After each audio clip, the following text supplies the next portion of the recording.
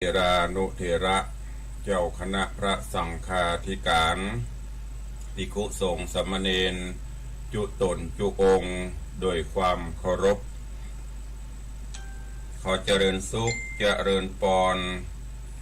ปอออกไม่ออกศรัทธานาบุญติ่นจองห้องวัดจุหนุ่มเท่าใจยิงก็ขอน้อมต้อนรับทุกท่านเข้าสู่รายการมรดกธรรมกำเมืองต่างสถานีวิทยุกระจายเสียงพระพุทธศาสนาแห่งชาติและสังคมคลื่นเพื่อการศึกษาพระพุทธศาสนาและวัฒนธรรมส่งสัญญาณกระจายเสียงจากสถานีวิทยุวัดฝ่ายหินตำบลสุเทพอำเภอเมืองจังหวัดเชียงใหม่สถานีวิทยุวัดหนองกายตำบลสันปะยางอำเภอแม่แตงจังหวัดเชียงใหม่สถานีวิทยุ CM77 วิทยุอินเทอร์เน็ตล้านนา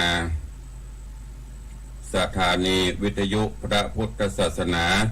จังหวัดเชียงรายสถานีวิทยุคลื่นพระพุทธศาสนาและจริยธรรมวัดพระธาตุเจ้าดอยสุเทพกระจายเสียงในระบบคลื่นความถี่ FM 96.0 เมกะเฮิรตซ์จราจรวิทยุชุมชนเสียงตามสายห่อกระจายข่าวตามวัดวาอารามตามหมู่บ้านต่างๆพร้อมกันนี้ก็ขอเจริญพรญาติโยมที่ติดตามทางเสียงภายในว่าห่อกระจายข่าวของวัดอาทิเช่นที่วัดคันธารามตุ่งอ้ออำเภอสันปะตองในเมตตาบารมีของท่านเจ้าอาจารย์พระมหาบัณฑิตยานะเมธีท่านเจ้าอาวาสหรือที่ในวัดรอยเคราะห์ตำบลจังการแล้วก็แถมหลายๆวัดตลอดจนขอกราบไหว้สาถวายความเคารพครูบาอาจารย์ท่านเจ้าและเจริญพรต้อนรับสาธุชนญาติโยมที่ได้ติดตามรับชมรับฟังการตั้งเฟซบุ๊กไลฟ์ตั้งไลฟ์สดของสถานีมรดกธรรมวัดวังสิงห์คำตั้งเฟซบุ๊กไลฟ์ของวัดฝ่ายหินของ104ธรรมะใครเครียดตลอดจนเฟซบุ๊กของญาติโยมที่ได้ติดตามรับชมแล้วก็กดแชร์กดไลค์ไปบอกว่าทาง Facebook ไลฟ์สัญญาณชัดเจนดีก่อนเพราะว่าตีหน้าจอเข็มมันบ่ขึ้นกลัวจะเป็นอย่างคราวที่แล้วถ้าจะได้เสียงใน Facebook ชัดเจนดีก็คอมเมนต์แจ้งเข้ามากำเนิดล่าสุดแม่ครูเหรียญทองจันทีถ้าออกละ แสดงว่าพอดูละตะกี้มันเงียบปิงเข็มมันไม่ออกแต่ตอนนี้สัญญาณไฟแวบๆแสดงว่าดีละขอบพระคุณกับท่านพอด้วยเนอะก็ลูกเจ้าเหมือนกันดูแลตัวเองอยู่ตัวกันไปจะนี่แหละก็วันนี้ปากันเป็นวันพระวันศีลเตรียมตัวเตรียมกายเตรียมใจไปวัดไปวาบางท่านก็ไปแล้วบางท่านกำลังจะไปรอตุลุงจบก็จะไปวัดนะวันนี้เป็นวันพระวันศีลเดือน5แฮม8ค่ำบางเมืองก็จะดับก็เดี๋ยวก็เดือน6จะออกเดือน6ดับเดือน7ก็จะมานะมันก็จะเป็นปฏิทินกิจกรรมต่างๆหมุนเวียนกันไปในรอบปีก็ก่อนที่จะได้ฟังน้ำฟังธรรมก่อนที่จะได้ไหว้พระนบธรรมรับศีลก็ขอถวายความเคารพและก็ตักตายครูบาอาจารย์ที่ได้เข้ามาติดตามรับชมรับฟังกันต่าง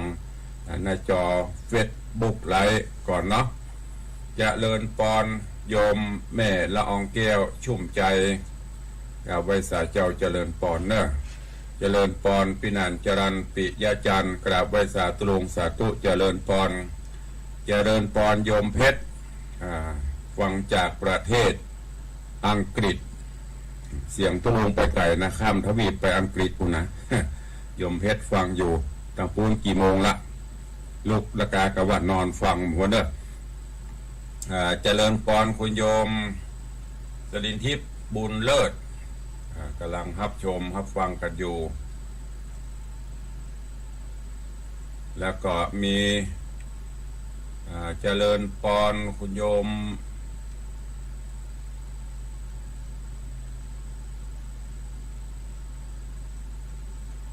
ก่อนเนอะ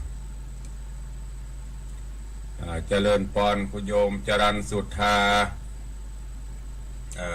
แม่โจ้ดอยแต้นพระผาหลวง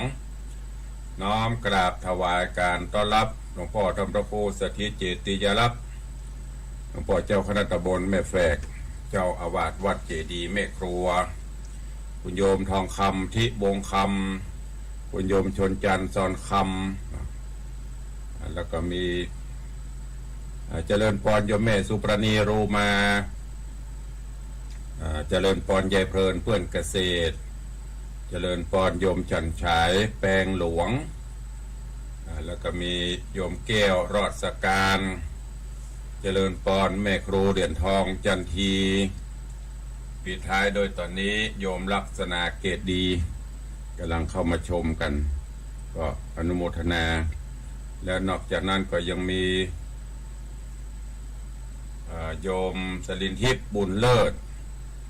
คุณโยมจารุวรรณทองสุขเจริญพรโยมปเลี้ยงธนวัฒน์แม่เลี้ยงทัดพิชาสุสิงคำได้เข้ามาติดตามรับชมรับฟังกันในวันนี้ก็ก่อนที่จะได้ฟังน้ำฟังธรรมอู้จากันวันนี้วันพระวันศีลเชิญทุกท่านกลั่นจิตกลั่นใจให้ใสสะอาดพร้อมใจกันเข้าเฝ้าองค์พระผู้มีพระภาคเจ้าเข้าเฝ้าสมเด็จพ่อโดยการไหว้พระนพธรรมและก็จะได้สมาทานศีลเป็นลำดับไปณโอกาสบัดนี้ อิมินาสการเนะพุทธังอภิปูชยามะอิมินาสการนะธัมมังอภิปูชยามะอิมินาสการนะสังฆังอภิปูชยามะอะระหังสัมมาสัมพุทโธภควาพุทธังภควันตังอภิวาเทมิสวากขาโตภควตาธัมโมธัมมังนะมัสสามิสุปฏิปันโนภควโตสาวกสังโฆสังฆังนะมามิหันธรรมยังพุทธัสสะภควโตบุพภาคณมกาลังกโรมะเสนะโมตัสสะภะคะวะโตอะระหะโตสัมมาสัมพุทธัสสะนะโมตัสสะภะคะวะโตอะระหะโตสัมมาสัมพุทธัสสะนะโมตัสสะภะคะวะโตอะระหะโตสัมมาสัมพุทธัสสะอิติปิโสภะคะวะอะระหังสัมมาสัมพุทโธวิชชาจรณะสัมปันโนสุขโตโลกวิทูอนุตตโรปุริสะธรรมสารถิสัทธาเตวะมนุษสานังพุทโธภควาติสวากขาโตภควตาธัมโมสันทิฏฐิโกอากาลิโกเอหิปัสสิโกโอปนะยิโก ปัจจตังเวทิตาโปวินยูหิติสุปฏิปันโนภะคะวะโตสาวกสังโฆอุชุปฏิปันโนภะคะวะโตสาวกสังโฆญาญะปฏิปันโนภะคะวะโตสาวกสังโฆสามิจิปฏิปันโนภะคะวะโตสาวกสังโฆยะทิทางจัตตาริปุริสายุคานิอัฏฐาปุริสาปุคลังเอสะภะคะวะโตสาวกสังโฆอาหุนยโยปาหุนยโยทักขินยโยอัญชลิกาลนิโยอนุตตรังปุญญเขตังโลกัสสาติ ได้ไหวพระนพธรรมเข้าเฝ้าสมเด็จป่อองค์พระผู้มีพระภาคเจ้าในโอกาสวันพระวันศีลจิตใจเบิกบานแจ่มใสจุ่มเย็นน้ำไหนใดๆเล่าจะเต้าน้ำพระธรรมคำสอนจะเต้าน้ำพระทัยน้ำจิตน้ำใจขององค์พระผู้มีพระภาคเจ้าตีแผ่ฉโลมให้กับสัตว์โลกจุ่มเย็นกันโดยทั่วล่าได้ไหวพระได้เข้าเฝ้าแล้วต่อนนี้ไปเจิญพุทธศาสนิกชนเฮาเจ้าข้าทั้งหลายเนอะตั้งจิตตั้งใจสมาทานศีลข้อวัดปฏิบัติรักษากายวาจาใจนั่นก็คือศีลห้าอันเป็นหลักแห่งมวลมนุษยชาติเป็นหลักการปฏิบัติแห่งการอยู่ร่วมกันบนโลกนี้โดยความร่มเย็นเป็นสุขเจิญทุกท่านตั้งอกตั้งใจสดับรับด้วยการรับศีลณโอกาสบัดนี้นะโมตัสสะภะคะวะโตอะระหะโตสัมมาสัมพุทธัสสะนะโมตัสสะภะคะวะโตอะระหะโตสัมมาสัมพุทธัสสะนะโมตัสสะภะคะวะโตอะระหะโตสัมมาสัมพุทธัสสะพุทธังสรณังกัจฉามิธัมมังสรณังคัจฉามิสังฆังสรณังคัจฉามิตุติยัมปิพุทธังสรณังคัจฉามิตุติยัมปิธัมมังสรณังคัจฉามิตุติยัมปิสังฆังสรณังคัจฉามิตติยัมปิพุทธังสรณังคัจฉามิตติยัมปิธัมมังสรณังคัจฉามิตติยัมปิสังฆังสรณังคัจฉามิปานาติปาตาเวระมณีสิกขาปตังสมาติญามิอตินนาตานาเวระมณีสิกขาปตังสมาติญามิกาเมสุมิจฉาจาราเวระมณีสิกขาปตังสมาติญามิมุสาวาตาเวระมณีสิกขาปตังสมาติญามิสุราเมรยะมจจะปมาตฐานาเวระมณีสิกขาปตังสมาติญามิอิมานิปัญจสิกขาปตานิสีเลนะสุขติงยันติสีเลนะโภคสัมปตาสีเลนะนิพุติงยันติต ตัสสมาสีลังวิโสทะเยได้ไหวพระนพธรรมได้น้อมนำหลักศีลธรรมข้อวัดปฏิบัติเบื้องต้นไปประพฤติปฏิบัติในโอกาสวันพระวันศีลวันนี้เป็นวันพระวันศีลเดือน5เหนือแฮม8ค่ำรำมาเป็นวันพฤหัสบดีหรือวันพัดญาติโยมทั้งหลายพุทธศาสนิกชนเฮาก็เข้าวัดเข้าวาประพฤติวัดปฏิบัติหรือบ่ได้ไปวัดไปวาอยู่บ้านอยู่จองอยู่ที่ไหนที่แห่งหนคนใดก็ขอเงินน้อมนำเอาศีลเอาธรรมเน้อเป็นสรณะที่เพิ่งยึดถือเอาแก้วเจ้าทั้ง3ประการอันมีพระพุทธพระธรรมพระสงฆ์เป็นสรณะที่เพิ่งอันสูงสุดในชีวิตวันนี้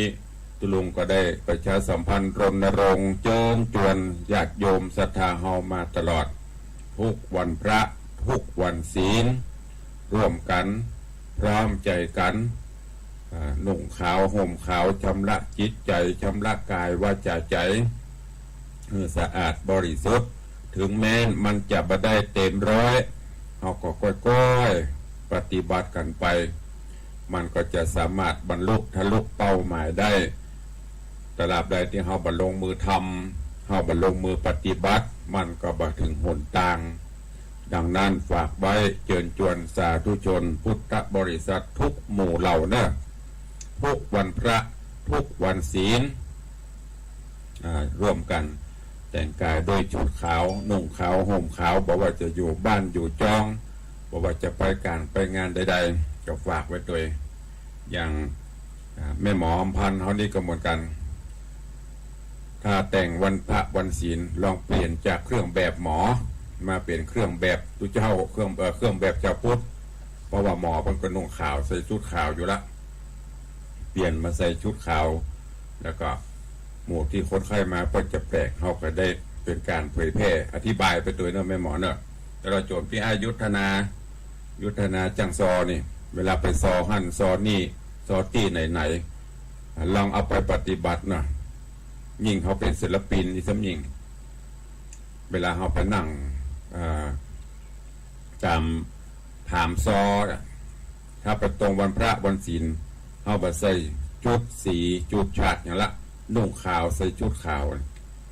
ไปเจอกูงานถ้าเป็นงานวันพระนี่คนก็จะโอ้จังซอนี่ดีเนาะเป็นการร่วมกันแล้วก็อธิบายโดยถ้ามีโอกาสจับไมค์ก็บอกสาเหตุที่นุ่งขาววันนี้เป็นวันพระวันศีลเนอะก็ช่วยกันคนละไม้คนละมือเนอะฝากไว้กับทุกท่านโดยวันนี้ก็ขอให้เป็นวันแห่งความสุขทุกท่านเนอะทำกิจการงานใดๆขอให้สำเร็จผลถ้าวันนี้เป็นวันเกิดหรือวันคล้ายวันเกิดของท่านผู้ใดก็ขอให้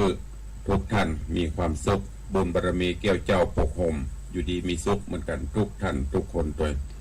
วันนี้มาฟังธรรมเทศนา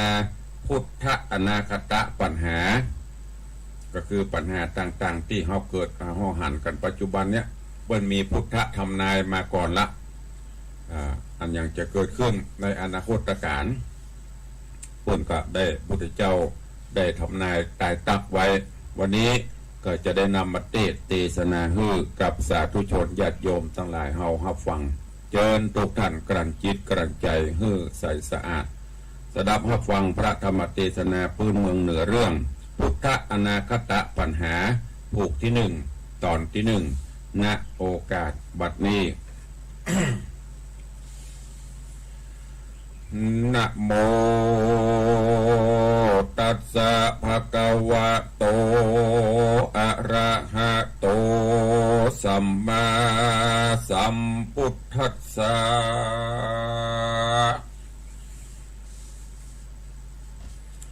เอ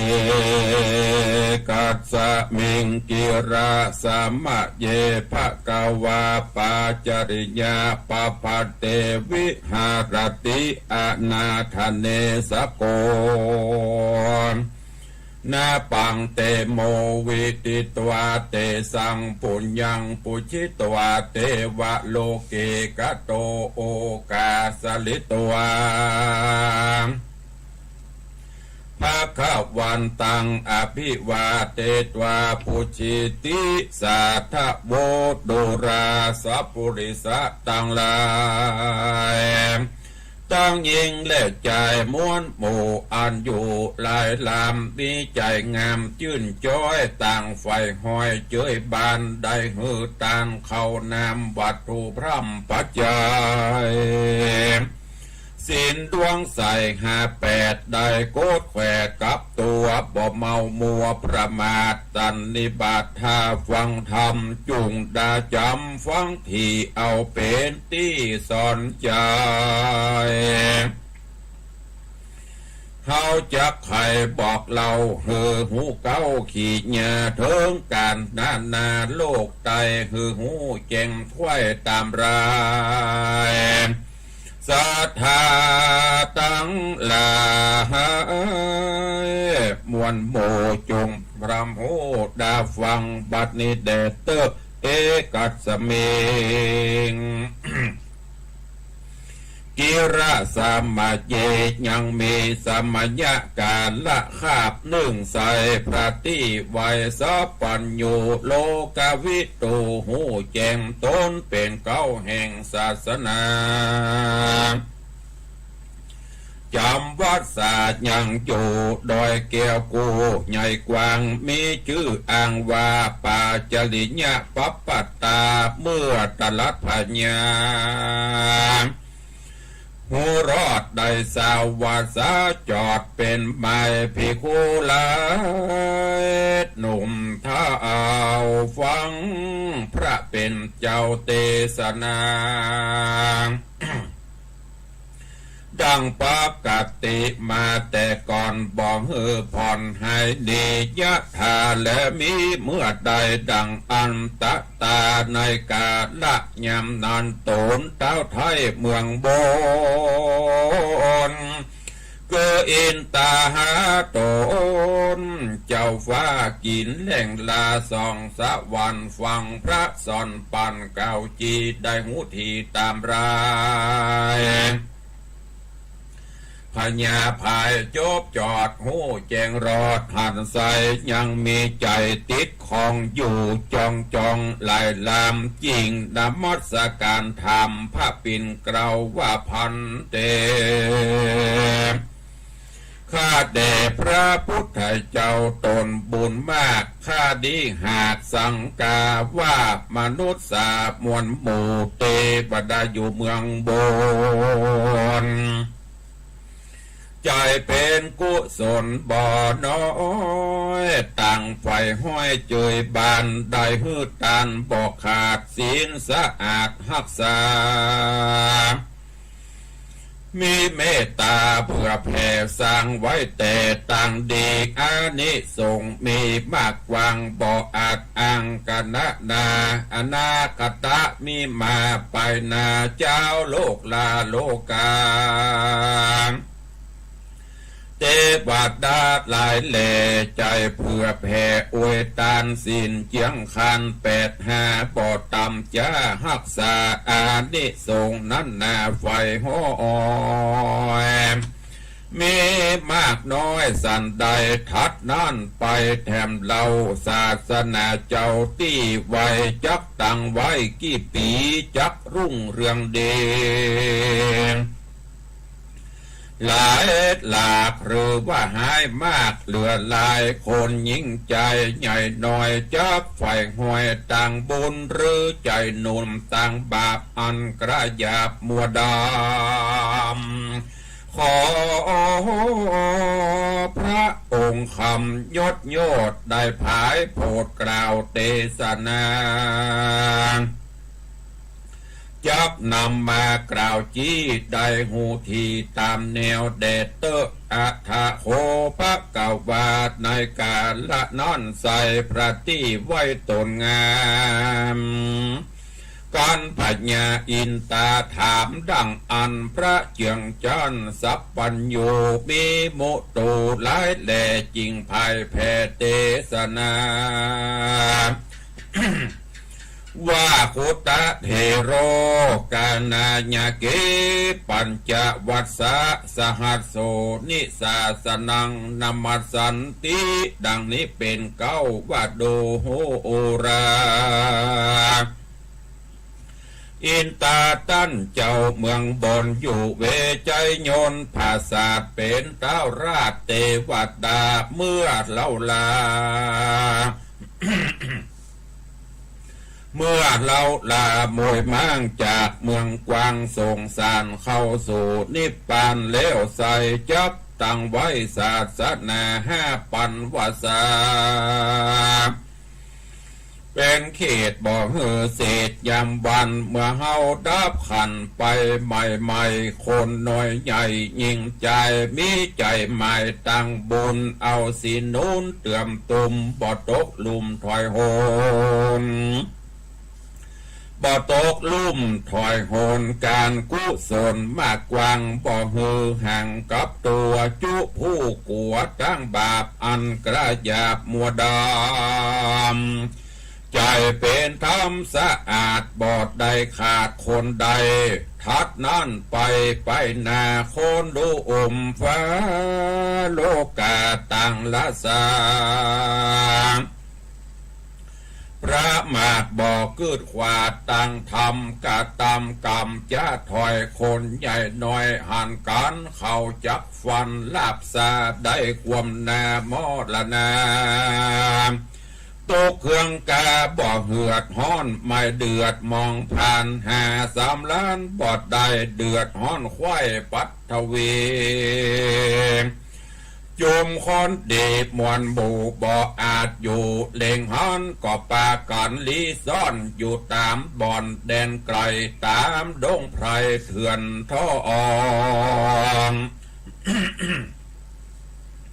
แดนเต้ตองโด่งดานเหิงเมินนานใจจาคนบาปกล้าตั้งหลายอันฆ่ากันตายมวยมอดบ่เหลือรอดเสียค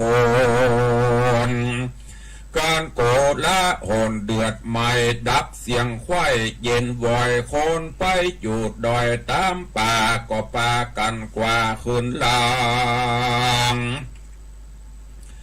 มาอยู่อย่างตีเก่าคันหนึ่งเล่าหันใส่ป้ากันใส่ใจกระทำบุญเอาศีลนุนบอกขาดบ่ประมาทลาสาคนบาปหนากระยาบคนกระทำบาปจังไรหาที่ไหนบ่ได้และนากาโต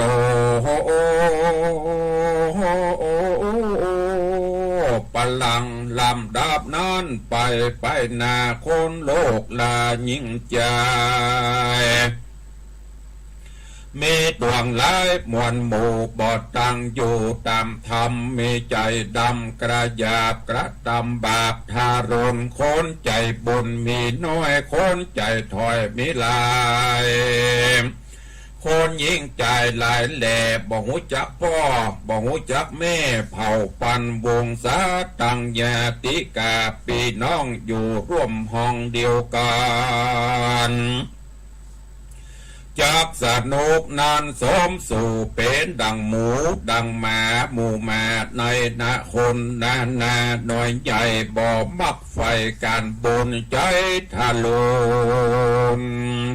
เฮียมโหดบอกว่าโตดอเวจีขับจีหื้อหนีจากตีใจหุ่มหิมัวดำ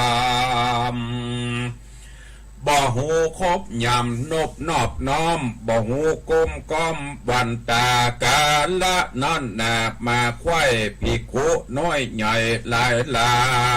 มอันอยู่ตามดงนาอรัญญาป่ากวางจักแตกมั่งสามัคคีแยกมี4 หมู่บ่อาจอยู่ห่วมกัน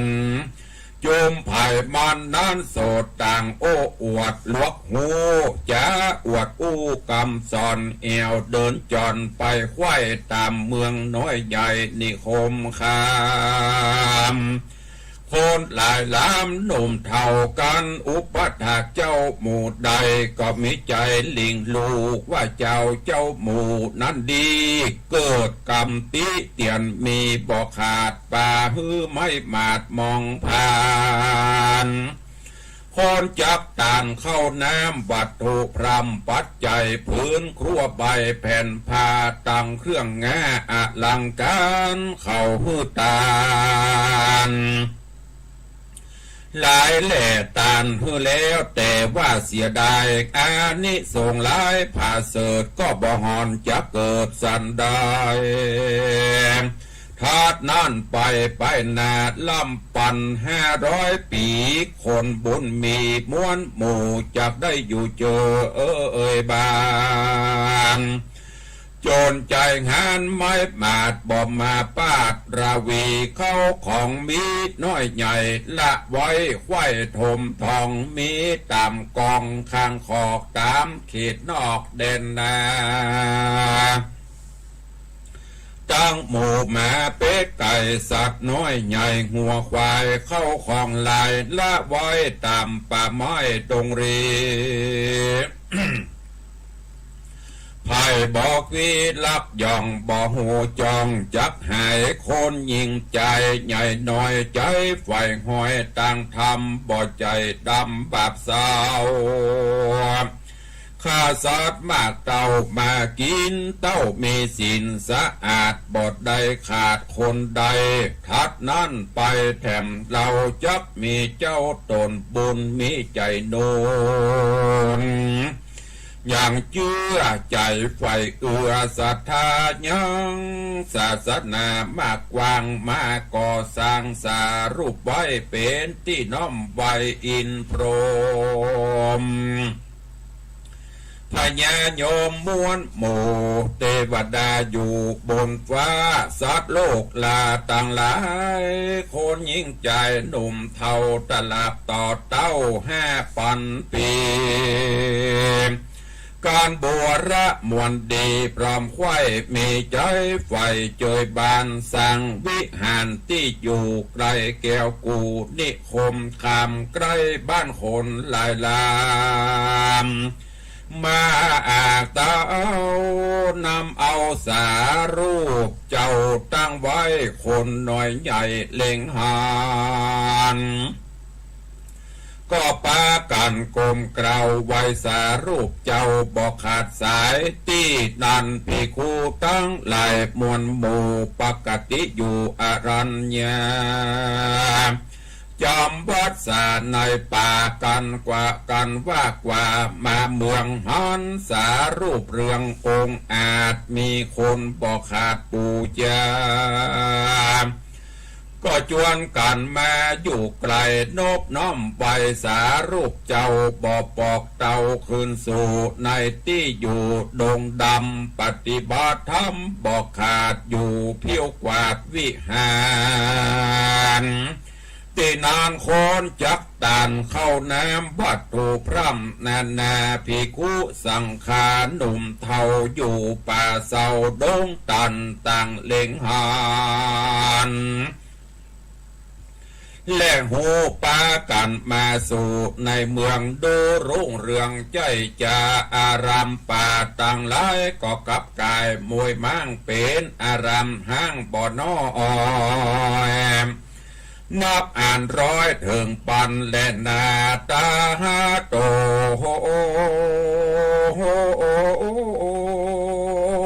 ปัฏฐาญะลำดับนั่นไป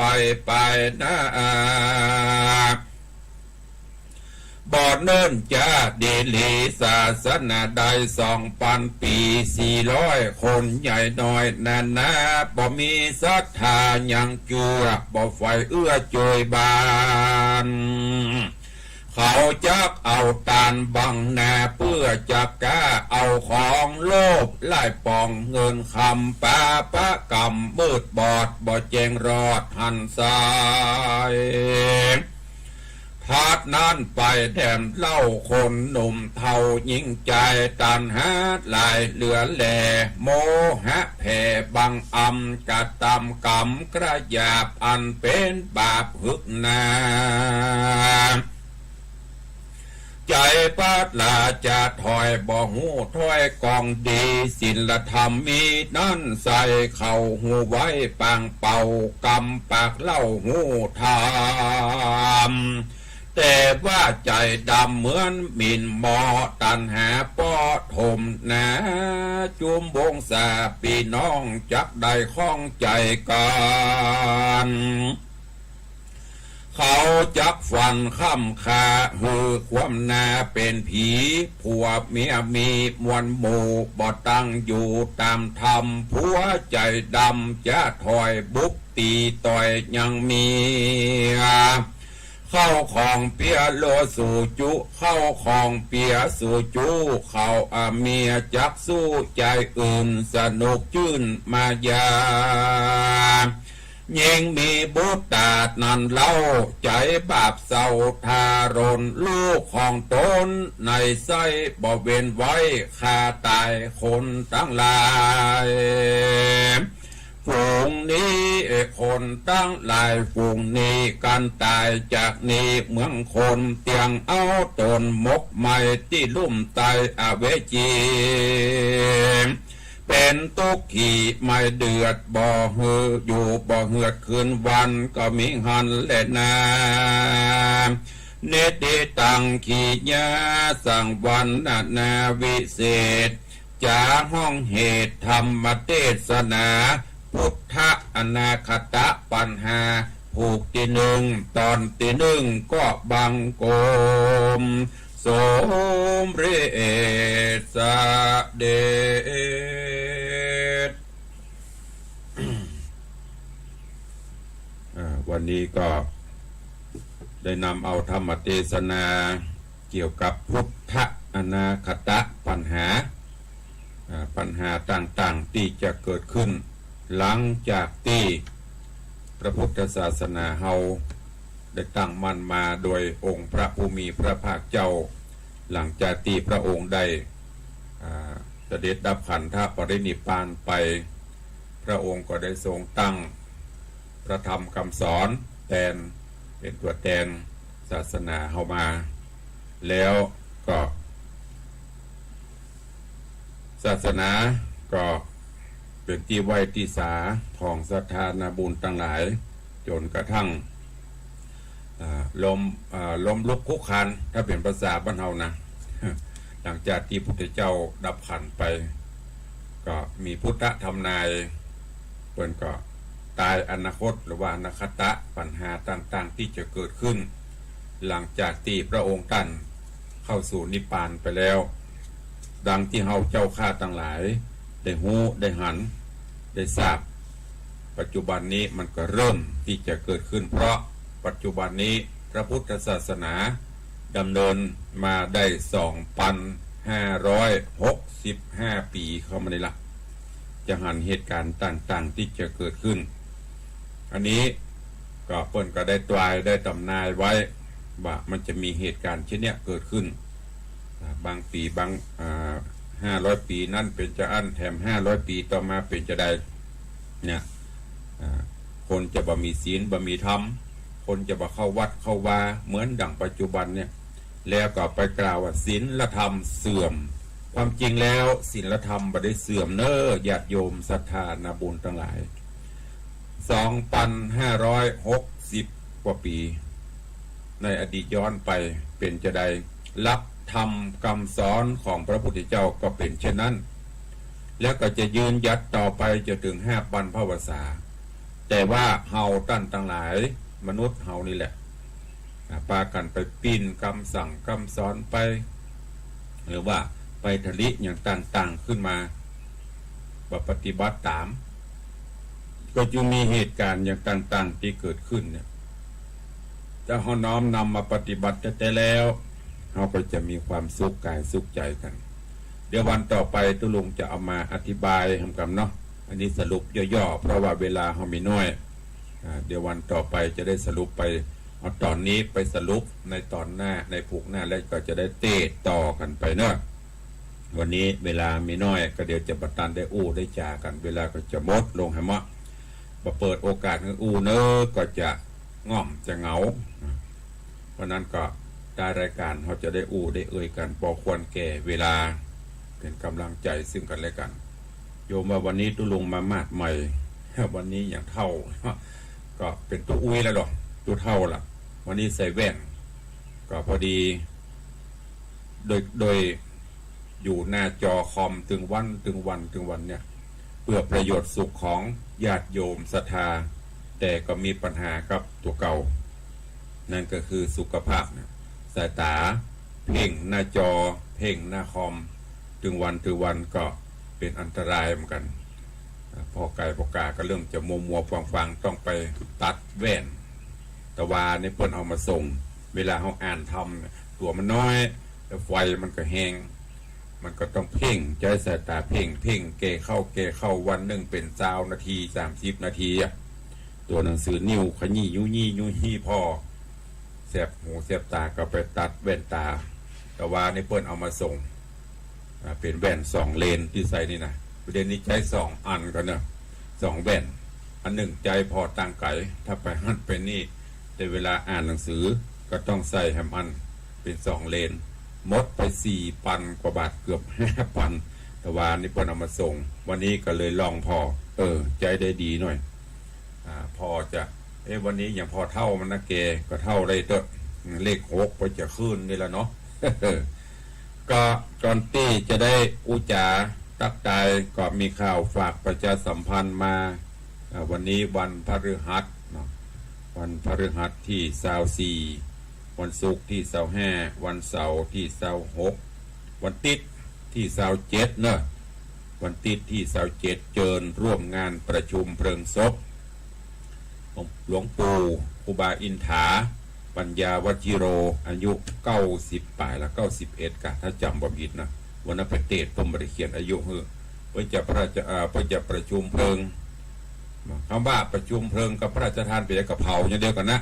แต่ว่าพระราชทานนี่คือไฟจากในวังแต่อันนี้หลวงปู่ไม่ได้ขอเพิ่นคือขอหลวงปู่บอกให้ใส่นกหัดใส่เมนเอาก็เป็นกิจการตามที่หลวงปู่สั่งวันที่27นะวันอาทิตย์เจิญไปร่วมกันที่วัดศรีลังกาต้นโจกตำบลหนองตองถ้าถามว่ามันมีที่ไหนตุลุงปุ่นถ้าเอาเข้าถนนสายคนห้องอย่างหนองตองนี่จ้ะแยกหนองตองถ้าเอาเข้าหนองตองที่จะไปวัดของหลวงพ่อพระครูอาทรนั่นนะเส้นเดียวกันวัดก็อยู่ติดถนนท่านน่ะต่างที่จะไปทะลุปุ่นขัวคูบาละปูนปุ่นนะเส้นจังไม่ละปูนนั่นน่ะเชื่อมก็ไปร่วมกันได้แล้วก็วันที่1 มีนาคมวันที่1 มีนาคมก็เจิญร่วมงานทำบุญถวายอุปกรณ์ทางการแพทย์หรือท่านใดจะให้จะหอมเนอะร่วมบุญกุศลสร้างบารมีธรรมกับท่านเจ้าอาจารย์มหาบัณฑิตยนะเมธีท่านเจ้าอาวาสวัดคันธารามตรงอ้อท่านเจ้าก็ได้ดำเนินกิจการสงเคราะห์อนุเคราะห์ประชาชนมาหลายโครงการเพราะว่าจะเป็นโครงการมอบลงศพผ้าห่อศพสงเคราะห์คนไร้ญาติเยี่ยมเยียนผู้ป่วยติดเตียงไทยชีวิตงัวควายปล่อยปูปล่อยป่าสปันเนอะซึ่งที่วัดคันธารามตรงอ้อตลอดจนตังได้รับพระเมตตาจากเจ้าพระคุณสมเด็จพระมหาธีราจารย์ก็ได้มาร่วมพระเถระผู้ใหญ่มาให้กำลังใจท่านเจ้าอาจารย์พระมหาบัณฑิตหลายรูปหลายองค์ตัวญาติโยมศรัทธาผัดที่เคยไปก็จะหูเนอะเจิญให้หอมใครจะให้จะหอมตะไรก็ตามจิตเจตนาที่วัดคันธารามตรงอ้อควรจะได้มอบถวายอุปกรณ์ทางการแพทย์และสร้างมหากุศลตานะปรมีธรรมในวันที่1 มีนาคมตั้งแต่เวลา9 โมงเป็นต้นไปเนอะวันที่4 มีนาคมก็เจิญร่วมงานทำบุญถวายทานอุโบสถและก็ห่อพระไตรปิฎกที่วัดสันทรายหลวงของวัดสันทรายหลวงเนอะอำเภอสันทราย ในเมตตาบารมีของท่านเจ้าจันทร์พระครูสังฆบริหารธรรมนูญธรรมคุโนหรือตุ๊ปปี้เอนักจัดรายการข่าวก่อนนะ3พี่น้องนะ3ใบเถานะแต่ตอนนี้ภารกิจเยอะตามบริจัดวันที่4มีนาคมเนอะเจิญทุกท่านใครอยู่ตั้งสันทรายก็ไปห่วมได้แบบง่ายๆเรียบๆถามว่าตุ๊ปปี้แปลงป้วยหลวงก็บอกป้วยหลวงละตาล นั่นมันแล้วสบายใจก็จะได้ไปพบไปปะเนอะพี่น้องตั้งสันทรายหลวงสันทรายน้อยแถวๆนั้นนะปะลานมันอย่างแฮมาใกล้ๆท่านนะวันที่4ปะกันตีวัดสันทรายหลวงเนอะใครไปหอมตุลุงบะมาบ่ได้มันไก่โควิดนักไปหอมตุลุงท่านก็ได้ อุปอุมาเข้าหัดตัวเก่าอยู่ก็เจริญปอนแล้วก็วันที่5งานพระราชทานเพลิงศพท่านพระครูวัดปฏิพันธ์ธรรมพิสิทธิ์อดีตเจ้าคณะตำบลพระสิงห์ท่านเจ้าอาวาสวัดพวกแต้มวัดพวกแต้มมันมี2แต้มนะอย่างแต้มนี่หลวงพ่อท่านพระครูสายันแล้วก็พวกแต้มนี่พระครูปฏิพันธ์ก็จะได้พระราชทานเพลิงศพเนอะในวันที่5ก็เชิญไปร่วมกันตัวเอาละจะได้ได้ตักตายในเฟซอย่างน้อยเนาะต่อจากแม่หมอมัทนาพันธ์ก็ถวายความเคารพท่านเจ้าสิทธิชัยอินทวันโนเนอร์กราบไหว้สาธุครับสาธุแม่จันดีวิสุทธินันท์กำลังรับชมแล้วก็โยมผ่องใสใจพุทธกราบไหว้สาเจ้าเจริญปอนก็ในส่วนของวัดวังสิงห์คำเนอะญาติโยมศรัทธาตะวาตุลงก็ได้ประชาสัมพันธ์ไปในส่วนของที่ให้ที่หอมวันนี้ก็มีรายชื่อรายนามเพิ่มเติมมีแม่จันเปงกับแก้วนี่โอนมาเรียบร้อยละ 2,000 บาทนอกจากนั้นก็มีโยมคุณโยมพิสิทธิ์อาจารย์สมพรนางสาววริชาติยะภัยรัตน์หมู่บ้านขวนเวียงอาจารย์สมพรนี่เมื่อก่อนเป็นครูสอนโรงเรียนวัดวังสิงห์คำเขานี่ตอนนี้เกษียณอายุราชการละแต่ว่าได้มานำสำรับกับเข้ามาถวายแล้วก็ร่วมบริจาคปัจจัยเป็นเงิน 2,180 บาทร่วมในการสมทบสร้างห้องปลดทุกข์ก็ขออนุโมทนาบุญด้วยเนอะแล้วก็ยังมีญาติโยมที่ให้ที่หอมมาเดี๋ยวลุงจะรวบรวมประกาศเป็นรอบไปเนอะอย่าตกกระจายอีแม่หอมยังไม่ได้เงินอีกนะไม่ต้องเดือดร้อนไม่ต้องกลัวเพราะลุงจดทุกรายชื่อจดเอาลายหมายเอาชื่อไว้ตลอดเอาละเวลาเหลือน้อยเนาะวันนี้วันพระวันศีลโดยบางท่านไปวัดไปว่าใครจะฮื้อกำลังใจสนทนากับตุลุงแจ้งผลการรับฟังเจิญเข้ามาได้เนอะ0817836540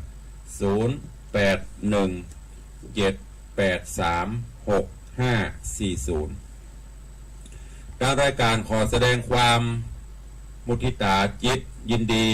ต่อโยมปเลี้ยงธนวัฒน์แม่เลี้ยงทัพพิชาสุสิงห์คำในโอกาสที่ได้รับรางวัลเสาพุทธเสาโพธิธรรมจักรรางวัลผู้ทำคุณประโยชน์ต่อสังคมและพระพุทธศาสนาเนอะซึ่งเพิ่นมีการพิจารณาผลงานการทำนุบำรุงพระพุทธศาสนาช่วยเหลือสังคมสงเคราะห์ต่างๆการนี้ก็ตั้งปเลี้ยงธนวัฒน์แม่เลี้ยงทัพพิชาสุสิงห์คำถึง2ท่านเป็นมหารัตนอุบาสกในการทำนุอุบาสิกาในการทำนุบำรุงพระพุทธศาสนาก็ได้รับการพิจารณาเข้ารับรางวัลอันทรงเกียรตินี้ที่พุทธสถานในวันที่12มีนาคมเนอะมันจะมีการมอบรางวัลทางรายการ FC หมู่เฮาก็แสดงความดีใจกับปเลี้ยงธนวัฒน์แม่เลี้ยงทัพพิชาสุสิงห์คำถึง2ท่านตัวได้เข้ารับรางวัลทั้ง2ท่านเป็นรางวัลโพธิธรรมจักรรางวัลผู้ทำคุณประโยชน์ต่อสังคมและพระพุทธศาสนาก็รวดประชาสัมพันธ์ญาติโยมศรัทธาเขาได้ทราบได้แสดงความมุทิตาชื่นชมยินดีกับปเลี้ยงตัวมีก็จะเวลาก็ไปเรื่อยๆจะหมดเวลาแล้วใครจะจะเหลือเวลาแถม3 นาที4 นาที ใครจะอู้ตัวตุลุงเข้ามาเด้อ0817836540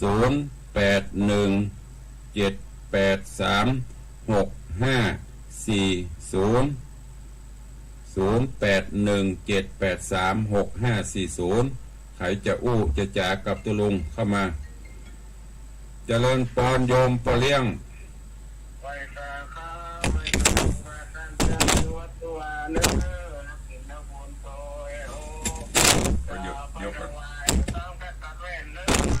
เดี๋ยวก่อนเดี๋ยวรอเดี๋ยวมันไม่ขลุกเอาว่าได้ก่อจะไว้ถวายกันตัดเว้น10,000 บาทไม่ได้เราค่อยรบกวนอินดูนะไว้แต่